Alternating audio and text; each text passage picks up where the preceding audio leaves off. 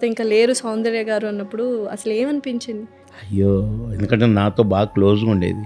నేను ఎక్కువ సినిమాలు కాంబినేషన్ చేశాను. వాళ్ళ అమ్మ, వాళ్ళ నాన్న, వాళ్ళ బ్రదర్ వాళ్ళందరూ కూడా నన్ను బాగా లైక్ చేసేవాళ్ళు. మంచోళ్ళు ఎక్కువ రోజులు ఉండరు కదా! అలాగే జరిగింది. నేను బెంగుళూరు వెళ్ళి ఎలా యాక్సిడెంట్ ఎట్లా అన్నీ చూసి ఇటు వచ్చాను. అక్కడికెళ్ళి చూసారు. అసలు లేరు మనిషి, దేహం అనేదే లేదు.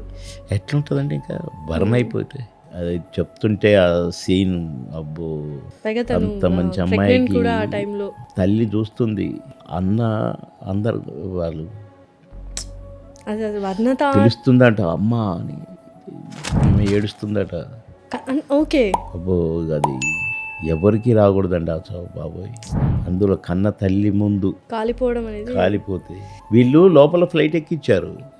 ఎక్కించి వస్తున్నారు. హెలికాప్టరా ఫ్లైట్? హెలికాప్టర్ అయితే హెలికాప్టర్ లేచింది వెళ్ళిపోతున్నారు కదా అని వీళ్ళు వస్తున్నారంటే కదిలింది.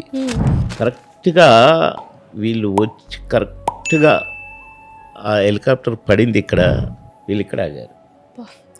అది చూడండి అసలు వాళ్ళ ముందే పడిపోవడం కళ్ళ ఏంటి? ముందే పడిపోవడం. రోడ్డు మీద. అయ్యో బాబాయ్. అసలు ఎవరు ఊహించని. కానీ సౌందర్య గారు మాకు హీరోయిన్ గానే తెలుసు, అలానే అంతమైపోయారు.